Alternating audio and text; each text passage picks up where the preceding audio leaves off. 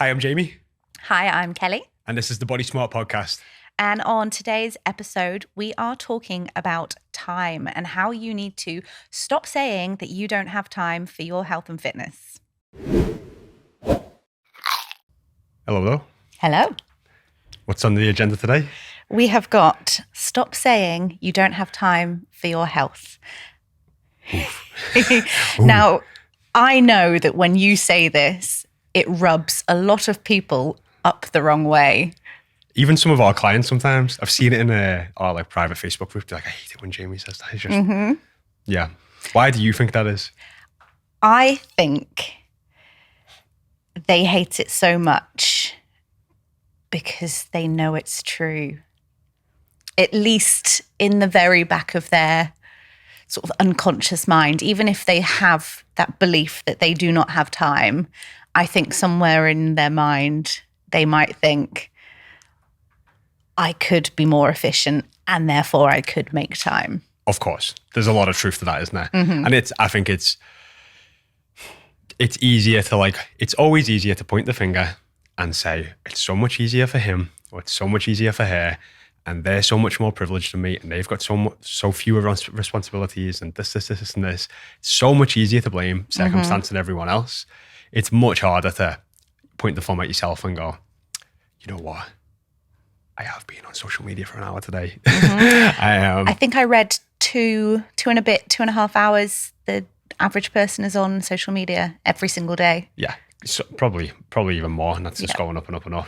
Yeah, so people waste a lot of time, and don't get me wrong if that's like downtime or escapism for some people and whatever else, but I always say, and again, I think this rubs people up the wrong way, is like how you spend your time is a matter of priorities. So instead of saying, I don't have time, a good reframe for that is to just say, it's not important enough. And it doesn't mean it's not important enough ever. Maybe it's just not important enough right now. Yeah. And that's actually a little bit freeing for you. Oh, I haven't got time for this. I haven't got time for this. You just sound like a busy, chaotic, I was going to say fool, but like that's not, you know what I mean? That's not really what I meant. It's just lack of compassion there to a degree. But actually having a reframe and thinking about that and going, you know what, this isn't important to me right now, so I'm going to put it to one side. That's a much better way of framing it for yourself and for the person you're probably speaking to. Yeah. Yeah. I think people don't spend a great deal of time cutting the BS with themselves and really leveling. What do I want? What am I able to do, willing to do? I don't think people spend a great deal of time doing that and being honest with themselves about what they can put into it realistically. Yeah, and I think that's what it comes down to. I think where a big part of that issue comes from is that people probably have a belief, and we've spoken about beliefs a lot, but people have a belief that in order for me to prioritize my health and fitness, I have to do all the things. Yeah. And because you feel like you have to do all the things, it's like, I just don't have time for that right now. I've got kids. I've got a busy career. I've got this, and this. I've got all these other things to deal with. Where am I meant to get the time to go to the gym 3-4 times a week and cook healthy food? And it's, it just gets put out as if it's this huge thing that we've got to do. So how can I ever even start? Yeah. Instead of, where we always do, we meet clients where they're at. We look at putting one foot in front of the other and start focusing on the things that they can do, regardless of how small. Yeah. So it's kind of the physical manifestation of all or nothing thinking. To make this change, I have to do all of the things. By God, I have not got time to do all of the things. Yeah. And that also comes from the fact that that's a belief they hold true to themselves. They probably don't know any different in some ways. But yeah, obviously when I see that, it rubs some of our clients up the wrong way. I'm not trying to do that. But again, like we said, our motto is cut the BS, and it's obviously with all the stuff in the health and fitness industry, but it's also to cut the BS with yourself. Yeah. And if it is rubbing you up the wrong way, good. You know what I mean? Like good to a degree, because it's like what's happening there is you're questioning your own intentions or your own excuses, and it's easier to go, well, Jamie just doesn't get it. You know what I mean? What does Jamie know? Jamie hasn't got any kids. And I think that's one of the things, you know, like how dare you've got an easy life. I mean, how many hours a week do you work? On average, 65 to 80. And when it gets busy and hard and there's issues going on, I've done many 100-hour weeks. Like last month, I'd done a couple of them. And they're ruthless. That's wake up, work, and only stop to eat, go to the toilet, and exercise. It is relentless. So, it is one of them, and there's a lot of sacrifice through that. But yeah, but it's not about me. You know what I mean? That's what I mean when people will always look at other people's situations and be like, it's so much easier for them or there, but that never gets you anywhere. No. It gets you nowhere. Like, you could having more time for certain people is a privilege. Having some time for more people is a choice. You know what I mean? There's lots of different things. The thing that I think you just always have to take it back to is that never gets you anywhere. No. Just saying how unfair the world is or how much easier other people has got does not create solutions for your problem. It takes a lot of energy It that does. you could be spending Yeah, doing something that is going to help you achieve what you want to achieve. definitely. But it's probably easier to go, well, Jamie doesn't get it. That's why I'm in the situation I'm in. Now, you've also been playing uncle a little bit. Yes. Having baby a couple days. Yeah. Has that changed the way you feel about you need to make time for yourself? Oh, like 100% in the sense of it requires a lot of energy and a lot of time. So, feeling like I have energy and I'm in a good place. I feel like that's even more important. The last thing I would want to be is, and not that you can really control tiredness sometimes, but like tired at low energy, eating, making poor food choices again creates lower energy, negative feedback cycle. I wouldn't want to be showing up like that for any sort of child. So interestingly, I think a lot of people would have imagined you playing a full-time uncle and being like, oh yeah, actually it is harder and therefore I won't do it. But the way you've perceived it is it's more important for me to do it because I need to show up in that role and be my best self. That's how I feel about my health in general. You know what I mean? Around my health and around exercise, when I'm not ticking those boxes, I'm not showing up with the most energy. I'm not showing up in the best frame of mind. Yeah. I'm not showing up as the best version of me. And I almost feel like that's unfair, firstly to myself, but then also to everyone else around me. Especially in the position that I'm in. I've seen this in different offices or different places, but like a singular person can go in and drop the whole mood and the whole energy of every single person in that room. Yeah. And I'm not about that, and I'm not about other people being about that either. Because just because you're having a bad day and a bad time doesn't mean that we don't hear you and we don't see you. But it's contagious. Yeah, and it is. It really is. So yeah, for me, making more of an effort to do that and making sure those things aren't getting neglected becomes even more important. Yeah. And actually, it's the way you're choosing to think about that. And I always say choosing because we can choose what we think and how we think to a huge degree. So the way you're choosing to think about the benefits of exercise versus, what you lose by doing it, which essentially is time. Yeah. What you gain from doing that is so much greater. Yeah, I mean, I don't know if you've got to look at it as like a loss, a loss of time. If you are looking at it a loss of time, it's maybe because you're not feeling or seeing the benefits from it. And I think that happens to a lot of people. Like, you'll do exercise that you dislike because you're doing it maybe because you hate your body or because you feel like you've overeaten. So it feels like it's a chore. It feels like it's a negative thing. And your mindset and your framework going into that session is already just so pre-programmed to be negative. And of course, you're going to hate that session. Of course, you're not going to enjoy it. Yeah. And you're also not giving. And one of the greatest things about being a beginner is that like you actually see like the most progress in the shortest amount of time. Like when you get to like I've been training for 15 years, the amount of progress you make now is laughable. Tiny, yeah. It really is. But in the beginning, there's so much momentum that can be built. But often people don't get to building it because there's just a consistent negative mindset and framework around that from the beginning. And I thought it was really interesting how you picked up on my choice of word, which was a loss of time, because you were immediately, well, if you think of it as a loss, and I know the word that you'll be thinking of it as, which is it's an investment in your time. It's an investment in yourself. Yeah, it's, so, okay, I could be like, right, if I don't exercise this week, I'll get back 5 hours, maybe another hour and a half in travel time or whatever else. But I'm also, my mood's going to be lower. My cognition's not going to be as good. My sleep's going to be worse. I'm going to be more irritable. And I think some people don't even realize that if you're not exercising, that might just be your default and you don't even realize it. But because I've exercised for so long and so consistently, when I don't exercise, you said this about water the other day, just like yes. water. But if I don't do that, I notice that these things sort of drop off for me. And just even down to there's so many studies on just like your memory when it comes to exercising on a regular basis. Just the list of benefits is endless. Yeah. So what you're saying then is a lot of people don't realize how poorly they feel because they've not got that to compare to of how good you can feel when you do make time for exercise. Even though you expend energy, it gives you more energy. 100%. So I've been on a Sunday, I've maybe had a couple of drinks the night before, I had a poor night's sleep, and I'm like, oh, I'm knackered. And it's like midday, it's like 12 o'clock. I'm like tired.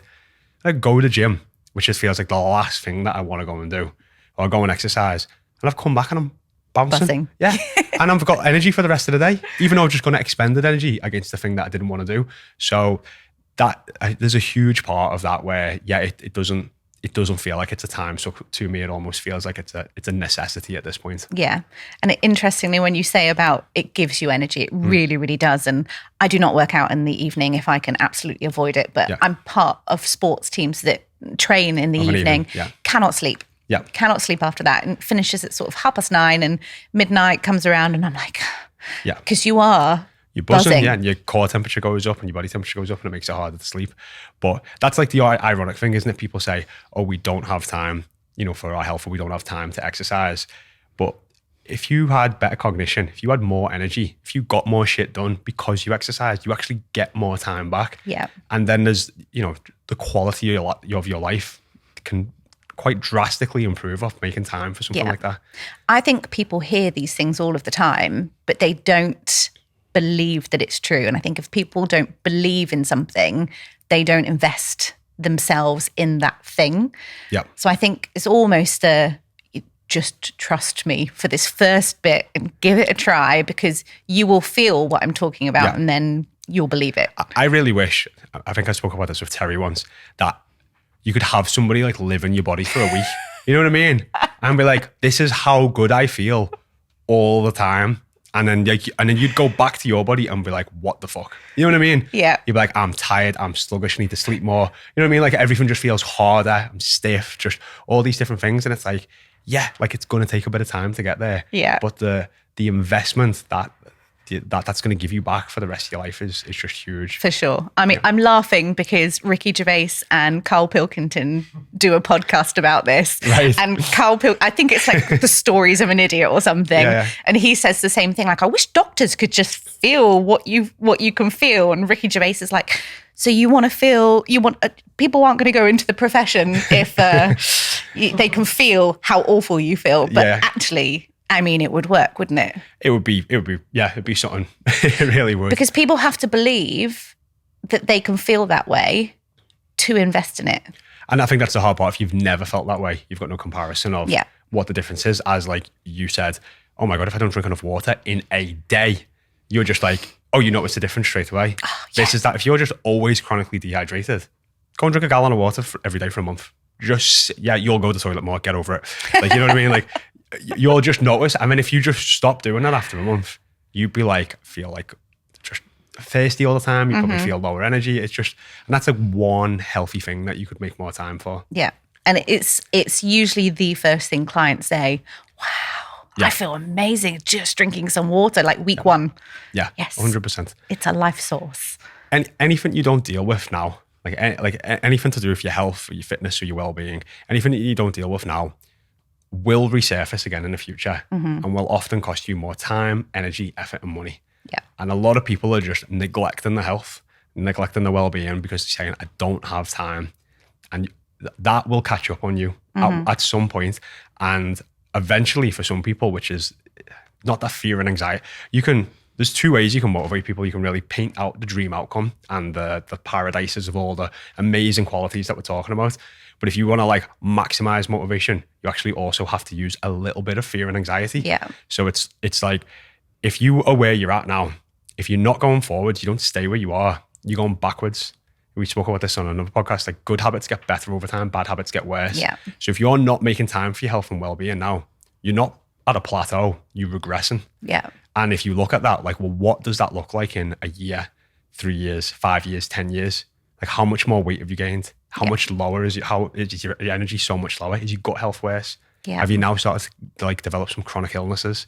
Have you developed diabetes? Have you had heart disease? There's all these things that can come and you can be like, they're scary and overwhelming and worrying. But you have to almost, if you want to maximize motivation, like have a real chat with yourself and understand that that's what's going to happen. Like statistically, there are things that are more likely to happen to you if you keep going down that path. Okay, so that's like the really negative anxiety, fear type of stuff. But then if you paint like the dream outcome, all the things that you could have, more energy, higher quality of life, longer life expectancy, better gut health, just better sex, better fucking everything. You know what I mean? Just so many things. You can maximize motivation by looking at those things. And then you have to just have that real conversation and be like, am I not going to make time for this? Because I'm either going left or right. You don't just stay where you are, and it will resurface at some point in the future. And unfortunately, I have had the unfortunate conversations of having conversations with people who something severe has happened in their health, and they're now willing to make a change because that slap in the face has happened. Yeah. But it's not that it's too late. They'll be able to make positive changes, but maybe the things that have happened are so severe that they're never going to be able to fully come back from what's happened. Yeah. I think I read a study a long time ago about how with pictures on like cigarette packets, that although we are, we are much more tuned into negativity and that side of things, that's just how our brains are wired. People always think that won't happen to me though, that will happen to someone else. That's not me. Yeah. God, it probably sound really nihilistic if I'm about to say this. Just, taxes going up and death is probably the two things that's promised for us all, isn't it? Like that day is going to come, and I think the statistics are, death and disease and however that comes about, 20% is genetic. So yeah, that is just like the genetic lottery and the dice that is rolled. But 80% nowadays is lifestyle, which means you can really mitigate a lot of the stuff that's going to happen to you, and maybe at an earlier age. Average life expectancy in America is like 70. Yeah. So when people say I'm middle-aged, you're actually middle-aged at 35, not 50, which is what a lot of people think. I think UK we're a little bit, maybe it's like mid-70s and about 80 for people in the UK. But they are things that are common. But you do meet some people who are in their 50s and have really not looked after their health, and they're living like they're in the 70s. Yeah. They've got no energy. They're tired by the middle of the day. They're in pain all the time. They're stiff. The quality of life is just not in a great place. And I think a lot of people just need to have that awareness of like, that's coming for you too if you don't start making time and making your health and well-being a priority. Your body is single-handedly the greatest instrument that you will ever own. Yeah. Like, look after it. It'll pay you back more than anything else. More than that nice handbag or like a nicer car that you've got keeping up with your neighbor. Just all that materialistic bullshit that people like really buy into for significance and insecurity and everything else that's trying to mask. Like, just look after yourself. It just, And I think visualization is so powerful in both realms of, this bad thing could happen to me, and also this, my quality of life could be so much better. Yeah. And it's really, really well studied in the world of sort of sports performance and sport and athletes visualizing before sports games, and it's part of their training. And actually, I think a lot of the time we will get a client to visualize because they don't truly believe, especially at the start, that they are going to get to that place, and it holds them back. So that visualization of put your face on a body that is not carrying the weight, your body, and a body that is stronger, a body that's been working out, and just walk through life. What does it feel like? What does it feel like to walk across that room? In your mind's eye, walk across that room. Yeah. Okay, what haven't you been doing because your physical fitness, your health is holding you back? Do you want to walk up a mountain with your friends? Visualize yourself walking up that mountain, because that could be your future, and that's what you're working towards. Yeah. There's so many examples of, we spoke with ladies. I've had clients who have said, I haven't been going around and seeing my sister because I haven't seen her in a couple of months, and I'm embarrassed because I'm carrying more weight than I used to. And now I feel guilty because my child isn't spending more time with his cousins, and I want them to. And that's actually because of me stopping that from happening. And it's like, so there's things that you maybe not doing for yourself. It's just, you have time and you can make time. And if it's the ironic thing is people wait for the perfect time or the right time. Yeah. It just doesn't exist. And even if you do get like let's say you get like a time in the future where things are more settled, that's the time you've been waiting for. And you go, you know what? Now is the time I'm going to start my health kick. Wrong time. And the main reason that is because life will happen again. Yeah. And shit will get hard again. And the second it does, you'll just throw your health and fitness out the window. Yeah. Instead of actually learning how to manage things in the wrong time. Yeah. When it's hard, then at least when you develop those strategies and habits of getting shit done, regardless of circumstance, then when it gets easier, well, guess what? It's even easier now to stay on top of things. And then when it gets hard again, you've got a default to fall back into and how to keep on top of things. So yeah, it's a fallacy. It's a belief that a lot of people buy into, and it's an easy excuse at that time. Yeah. And yeah, like I'm fully aware that some people have got hard lives and they've had some really terrible shit happen to them in the past, and there's lots of things getting in the way. But you have to start taking responsibility for where you're at if you want to see a change in the future. Yeah, for sure. Yep. So when a client says, I just don't have time, or I'm not going to sign up to coaching, this isn't the right time for me, I don't have time, what you're hearing is they're not making time. I'm just hearing this isn't important to you enough right now.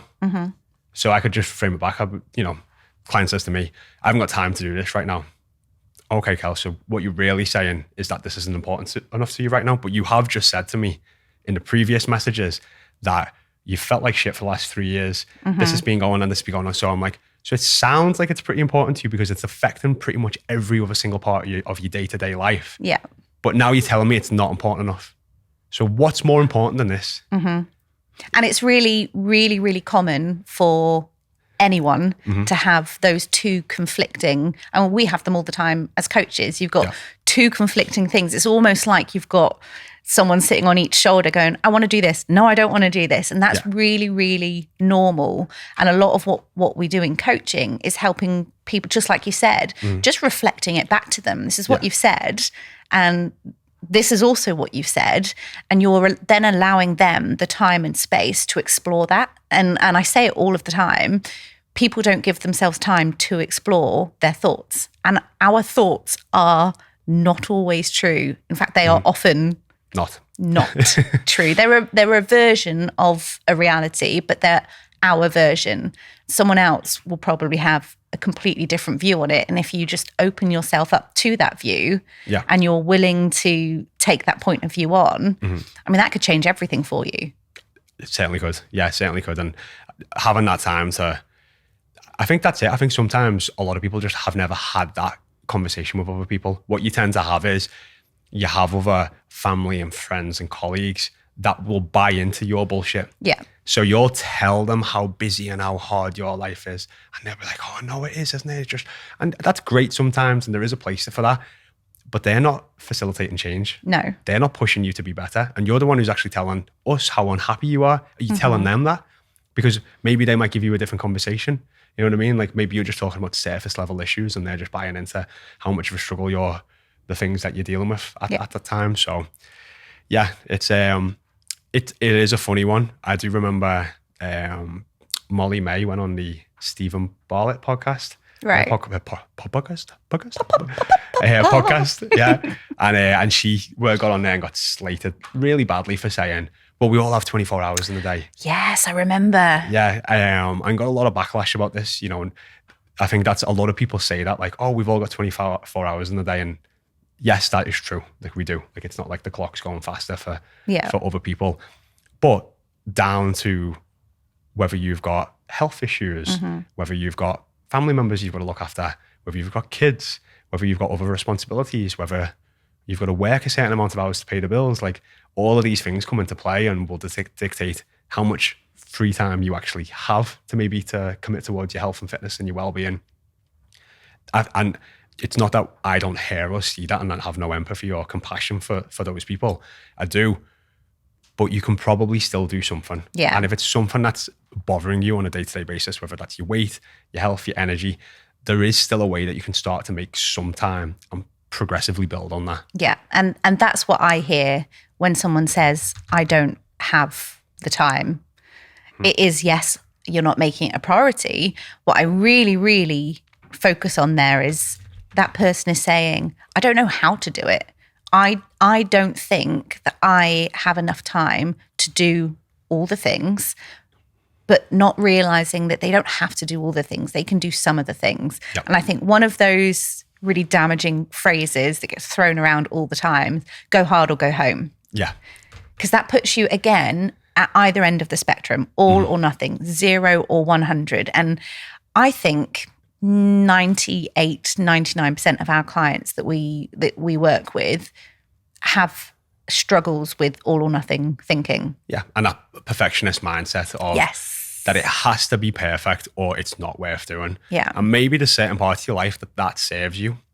But with your health and well-being and your fitness and just how naturally you have to be adaptable to life, like that, it just doesn't work. It doesn't. It's not perfect. Mm-hmm. It's not. And even, right, if anyone's listening, can you think of someone that you feel like is perfect? Like just someone who you feel like, every now and then people are like, oh, Sally, you know what I mean? She's just always, everything's just always, people don't even like you when you like that. People don't even. Sally. Yeah, Sally. You're perfect bitch. You know what I mean? No, but it is like that, isn't it? Like, why is everything just so pristine and perfect and good and fat? You know, and it, like a lot of people don't even like that because it's not real. And if you probably actually took a deep look into Sally's life, there'd probably be a lot of other stuff going on there because life isn't perfect. It's messy and unpredictable at times and can be chaotic. And yes, it is our job to create a level of order in that to stop the tipping scale.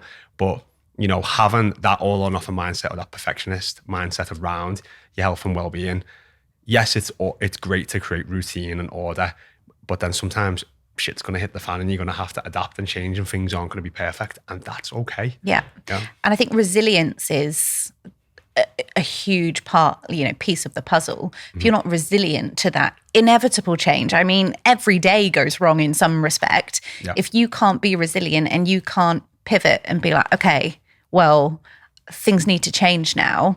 That is, if you're stuck in that way of thinking, that's when you quit. It is. You quit every single day of the week. Yeah. And we hear all the time, I'll start again on Monday. Yeah, or I'll start next week, or I'll start next month. Yeah, and that is the epitome of all or nothing thinking. Go hard or go home. That's not seeing the value in those 1% gains. And I mean, they're everything. They are, yeah.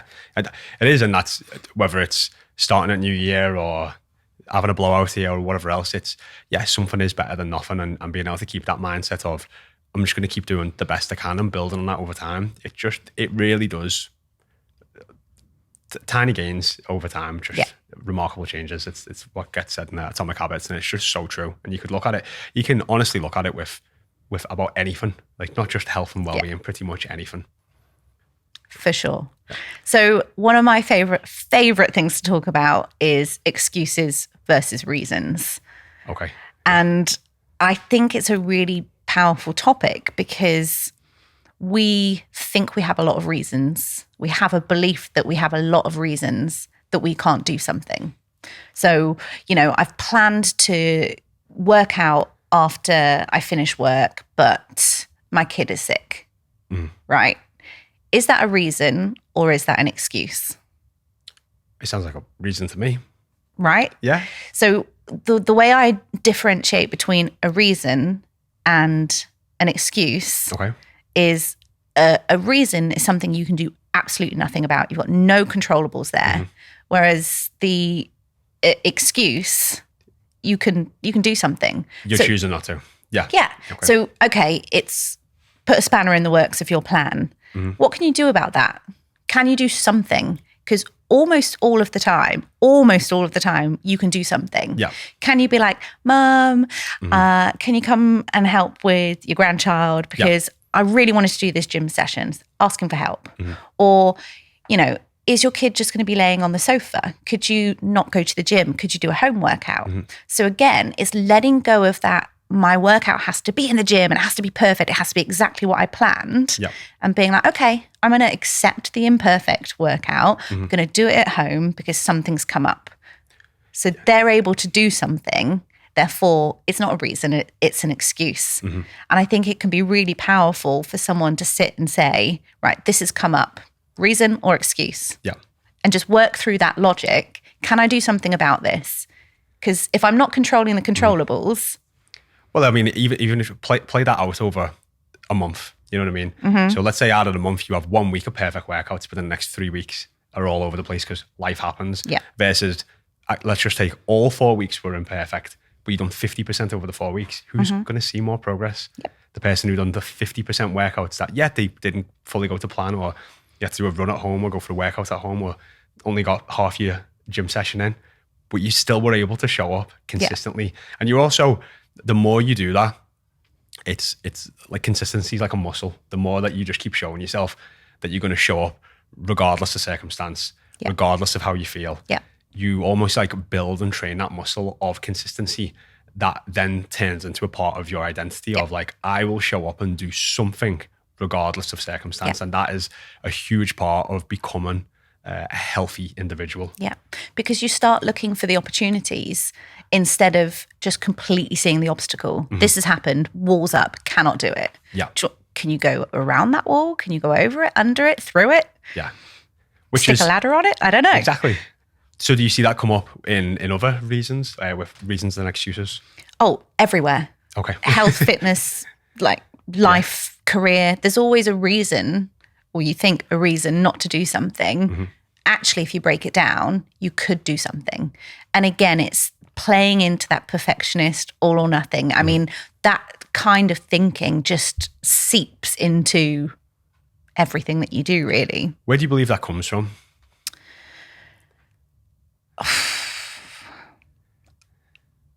I literally have no clue. I think it existed before social media. Yeah, I would say definitely.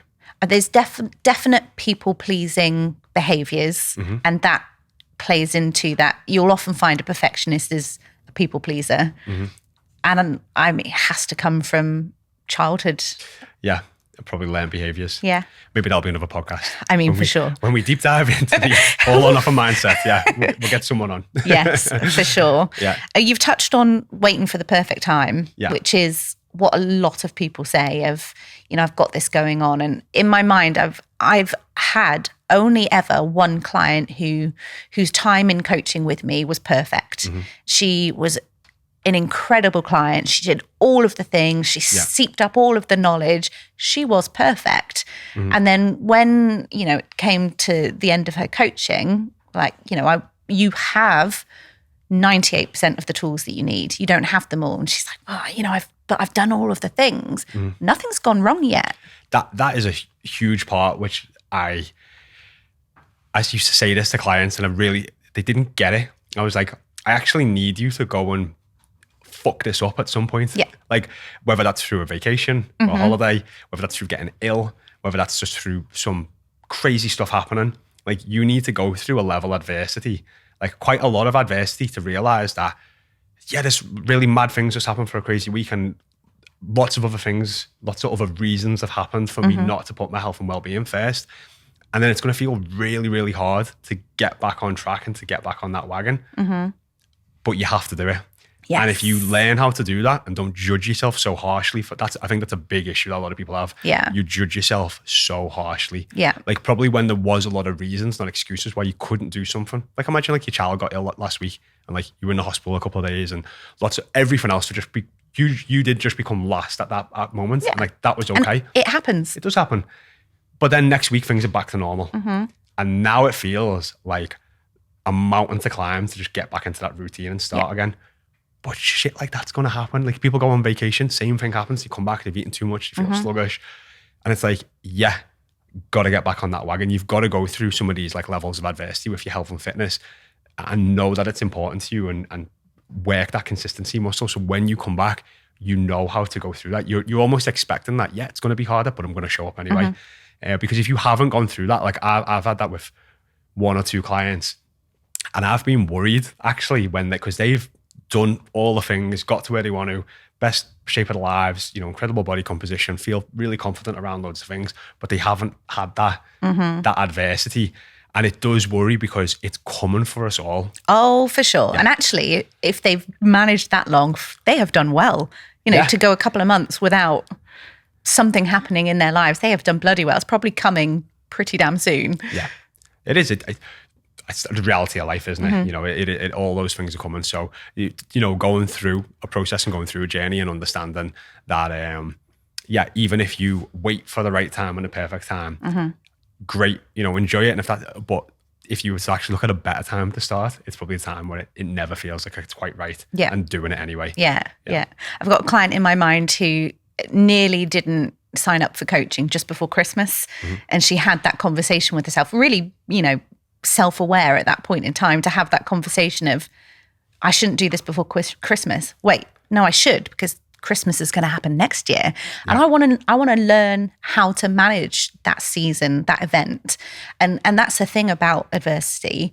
Yes, if your kid's in the hospital and it's been a shit show and you were last on that pecking order, understandably so, doesn't mean you can't do something better next time. So it's about, you know, analysing that situation. It was what it was. I did what I needed to do. Yeah. Could it be a little bit better? What could I do differently next time? Because next time is going to happen. And then every time you hit that adversity, you handle it a little bit better. Before you know it, you know, the shit can properly hit the fan and you're like, doesn't matter, just crack on. Do what I do. And that's having your own home in order, having your own house in order. And every time you go through a adverse event in life, and as long as you can go through that and be like, wow, that was a shit show. Like, you know, if that happens again, I wouldn't do that. I'd probably do this a bit different. You know, probably could have got some better food from the hospital or something else, or could have, you know, could have took more water with me. You know, you could just be like, oh, if those things happen again, like, I can make it a bit less shit. And there's something to that because those things are going to happen again. And it's just that idea of just like reflect, learn and grow. Yeah. And I always just say to people who make staying on top of their health and well-being just like a breeze. It's like they've just gone through all that 100 times and they've just created better strategies for those circumstances. And they just are able to deal with those situations better and just able to, okay, they just don't judge themselves so harsh. This has happened. I've done the best I could. Get right back on track. All right, this has happened. Yeah, done the best I could. Or I can learn from that a little bit. Get back on track. And like, if you think of it in physical terms, you hit a back squat on the rack for the first time. You record it. You look at your form. You go back. You do it again. You tweak your form. You record it. You're like, okay, I need to change that a little bit. You go back. You tweak your form. Yeah. You know, by your 100th squat, just squatting like an absolute pro. Yeah. You know, and if you think of it in those terms, that's exactly what those points of adversity are. So there isn't a perfect time. The time is now. Yeah. Which is something that probably a lot of people listening need to just take on board because it goes fast. It goes fast. I'm just like, how is it August? How are we gone through another summer? You know what I mean? It's just like, it's crazy. It goes so fast. And a big thing, I done this a couple of years ago. I used to really listen to a guy called Gary Vee. I still do listen to a lot of his stuff, but a big thing he kept saying was like, regret is poison, regret is poison. And one of the things he said, how you can get more grounded with your perspective of time is like, go to like an old person home and ask them what they regret. So I went to one for a couple of weeks, just playing chess with a guy called Larry, and it was nice. And it didn't just start like, what do you regret? You know, like straight away, but you'd get into it because when you get to that point in life, you realize that the light at the end of the tunnel is closer now. You know what I mean? And you're aware that a lot of those things that you wanted to do or you wish you had done, you can't. Like, there's not enough time left. You haven't got the energy or the bandwidth or the mental capacity. And you speak to a lot of these people and there's just a lot of wishes and regrets. But when people talk about the regrets, and this is what Gary Vee would say, it's poison. It is poison. And I think sometimes that's like the gift of death, is it gives you massive perspective about your own life. People drive a little bit more slowly, a little bit more kind, a little bit more caring, and react as well. And I just wish that sometimes people could just take a moment and just have that zoomed out perspective of like, things aren't going to change unless you do. Yeah. Like, the right time is now. Like, make the time. Like, don't be there in 5 years, 10 years, 20 years. When Deathbed. Yeah. And just be like, I wish I'd have made more time for myself, or I wish I'd have put my health and fitness as a priority, because you can and you should.